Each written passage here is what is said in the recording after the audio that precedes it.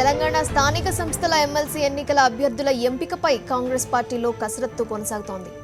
ఈ మధ్యాహ్నం 3 గంటలతో నామినేషన్ల దాఖలు ప్రక్రియ ముగియనుంది. ఇప్పటివరకు 4 జిల్లాలకు మాత్రమే కాంగ్రెస్ పార్టీ అధికారికంగా అభ్యర్థులను ప్రకటించింది. ఆదిలాబాద్ నుంచి పోటీ చేయరాదని డీసీసీ నిర్ణయించుకుంది.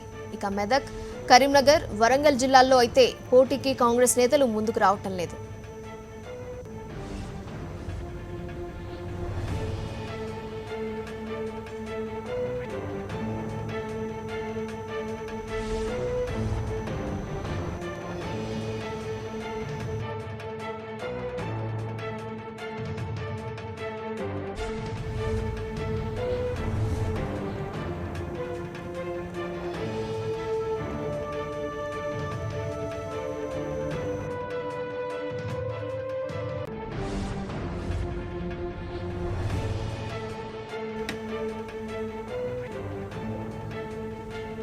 తెలంగాణ స్థానిక సంస్థల ఎమ్మెల్సీ ఎన్నికల అభ్యర్థుల ఎంపికపై కాంగ్రెస్ పార్టీలో కసరత్తు కొనసాగుతోంది.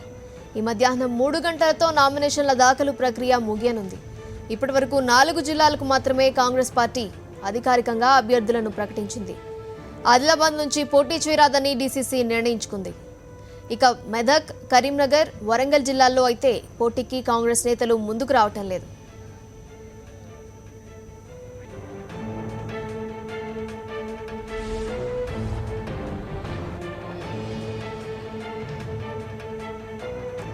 దీనిపై పూర్తి వివరాలు మా కరెస్పాండెంట్ సునీల్ అందిస్తారు.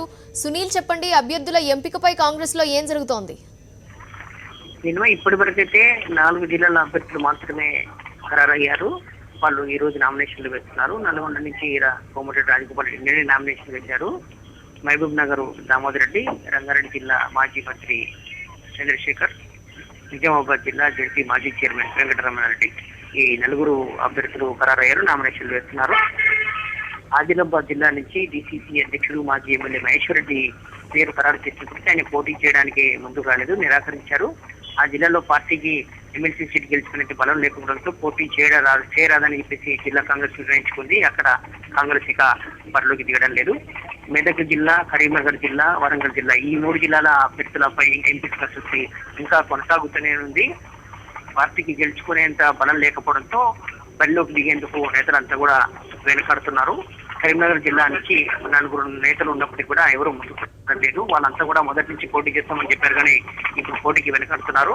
చివరిగా పిసిసి ప్రధాన కార్యదర్శి కోలేటి దామోదరు రేసులో పోటీ చేయడానికి కొంత ఆసక్తి చూపుతున్నట్టు తెలుస్తుంది. ఖరారైతే ఆయన బరిలోకి దిగే అవకాశం ఉంది. మెదక్ జిల్లా నుంచి స్థానిక నేత శివరాజ్ పాటిల్ పోటీకి కొద్దిగా ఆసక్తి చూపుతున్నట్టు తెలుస్తుంది. ఆయన పేరు ఖరారయ్యే అవకాశం ఉంది.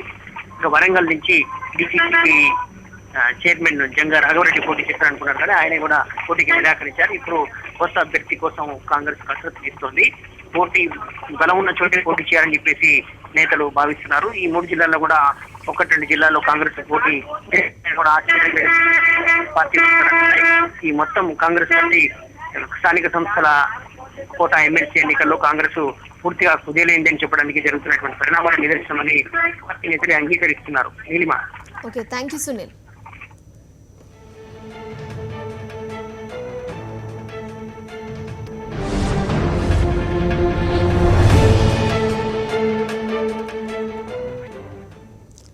తెలంగాణలో టీడీపీకి స్థానిక సంస్థల ఎమ్మెల్సీ ఎన్నికల బరిలో దింపేందుకు అభ్యర్థులే కరువయ్యారు.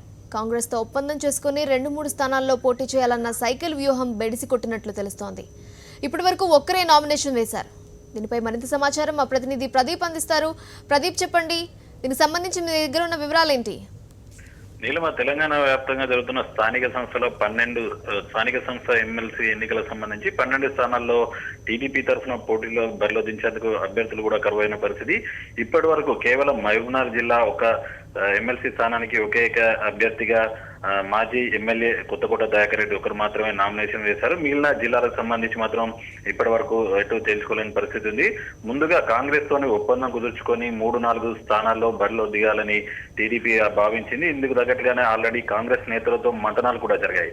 అయితే కాంగ్రెస్ నుండి పెద్దగా సానుకూలంగా స్పందన రాకపోవడంతో దానికి సంబంధించిన ఆలోచనను ఉపసంహరించుకున్నట్లుగా తెలుస్తుంది. ముందుగా రంగారెడ్డి, అదేవిధంగా మహబూబ్నగర్ జిల్లా, ఖమ్మం జిల్లాలో బరిలో దిగాలి, తమకు కొద్దిగా స్థానిక సంస్థలకు సంబంధించిన ఓట్ల విషయంలో అక్కడ బలంగా ఉందని టీడీపీ రాష్ట్ర నాయకత్వం భావించింది. రంగారెడ్డికి సంబంధించి ఒక స్థానాన్నైనా ఖచ్చితంగా బరిలో దిగాలి అని ఆలోచించారు. అదేవిధంగా మహబూబ్నగర్ సంబంధించి అటు రేవంత్ రెడ్డి ఒకరు ఎమ్మెల్యేగా ఉన్నారు, అదే రాజేంద్ర రెడ్డి అని మరో ఇద్దరు ఎమ్మెల్యే ఉన్నారు. అక్కడ లోకల్ గా కొద్దిపాటి బలం ఉందని ఖచ్చితంగా మహబూబ్నగర్ లో బరిలో దించాలని ప్రయత్నించారు. కానీ అక్కడ కొత్తపూడ దయాకర్ రెడ్డి ఒకరు బరిలో ఉన్నారు. కానీ రేవంత్ రెడ్డి తన కూతురు వివాహం సందర్భంగా పెద్దగా స్థానిక సంస్థల ఎమ్మెల్సీ ఎన్నికలపై దృష్టి పెట్టదని ముందుగానే ప్రకటించారు. దీంతో ఆ బరిలో ఉన్న ఏకైక అభ్యర్థి కొత్తపూడ దయాకర్ రెడ్డి చివరి వరకు పోటీలో ఉంటారా లేరా అన్న అనుమానం ఉంది. ఇక అన్నిటికంటే తెలంగాణ వ్యాప్తంగా సాధారణ ఎన్నికలకు ముందు జరిగిన లోకల్ బాడీ ఎలక్షన్లలో ఖమ్మం జిల్లాలో టీడీపీకి ఎక్కువ స్థానాలు ఉన్నాయి. జెడ్పీ స్థానం కూడా టీడీపీదే అయినప్పటికీ బరిలో దించేందుకు మాత్రం అభ్యర్థి కూడా దొరకని పరిస్థితి ఏర్పడింది. దీంతో వామపక్షాల అభ్యర్థిగా బరిలో ఉన్న సిపిఐ నేత పువ్వాడ నాగేశ్వరరావుకు మద్దతు ఇవ్వాలని టీడీపీ నిర్ణయించింది. దీనిపైన నిన్ననే టీడీపీ రాష్ట్ర నాయకత్వానికి సంబంధించిన చాడా వెంకటరెడ్డి నేతృత్వంలో సిపిఐ నేతలు టీడీపీ నేత ఎర్రబెల్లిని కలిసి తమ అభ్యర్థి పువ్వాడకు మద్దతు ఇవ్వాలని కోరారు. దీనిపై టీడీపీ కూడా సానుకూలంగా స్పందించింది. మొత్తంగా అభ్యర్థులు బరిలో దించేందుకు అభ్యర్థులు ఎవరు కలిసి రాకపోవడం, అదేవిధంగా మిత్రపక్షం బీజేపీ నుండి కూడా తగిన కోఆర్డినేషన్ లేకపోవడం, ఓవరాల్ గా ఎమ్మెల్సీ ఎన్నికల విషయంలో వెనుకడు వేస్తున్న నేపథ్యంలో పోటీ చేసి అవమానపడే కంటే ఇతరులకు ఎవరైనా అధికార పార్టీకి వ్యతిరేకంగా బరిలో ఉన్న బలమైన నేతలకు మద్దతు ఇవ్వడమే మంచిదని టీడీపీ నేతలు భావిస్తున్నారు. Neelima. Okay, thank you Pradeep.